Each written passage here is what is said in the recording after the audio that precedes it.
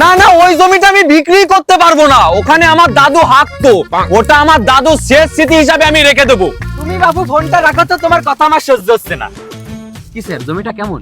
জমিটা খারাপ না, ডকুমেন্টস খুলবো? আবার ভালো না।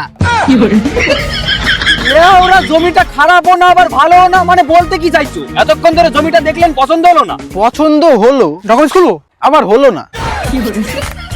তাহলে হলোটা কি? কি আর হবে, কিছুই হলো না। এটা কি? শান্তির ছেলে। কার ছেলে? আমার দিদির ছেলে। আচ্ছা ওইসব কথা বাদ দাও, জমিটা নিবা তো? ভাবছিলাম নেবো, ডকুমেন্টস খুলবো? কিন্তু ভাবিনি।